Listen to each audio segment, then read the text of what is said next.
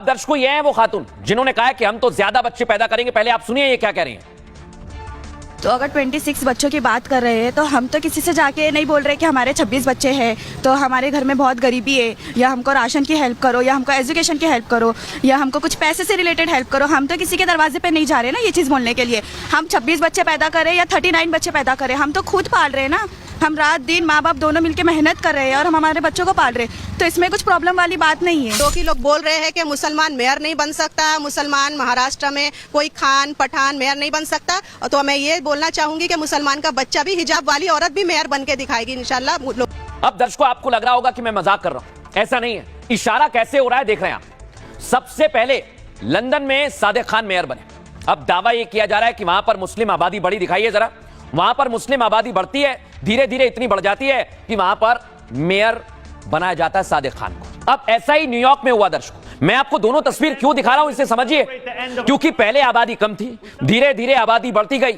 New York में ऐसा ही हुआ और ज़ोरान ममदानी मेयर चुने गए। क्या अब ऐसी ही तैयारी मुंबई में है? लेकिन पहले देखिए कैसा मेयर बनने के बाद माहौल बदला न्यूयॉर्क का।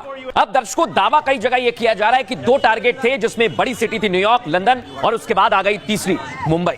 क्या मुंबई में भी अब यही टारगेट किया जा रहा है और इसलिए मुंबई में आबादी बढ़ाई जा रही है?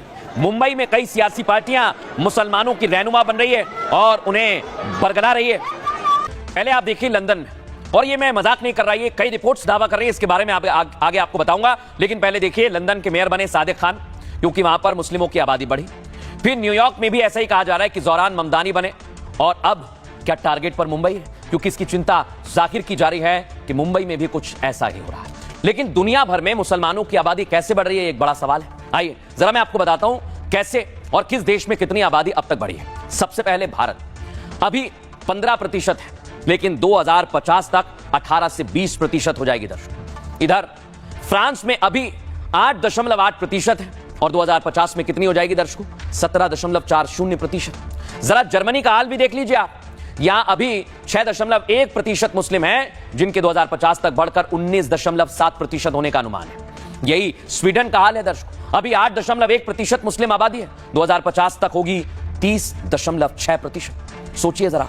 और ब्रिटेन में भी फिलहाल तो 6.3% है, लेकिन यहां 2050 तक 17.2% होने का अनुमान है। और नेदरलैंड्स में 6% मुस्लिम है, लेकिन 2050 तक ये हो जाएंगे 15% के करीब।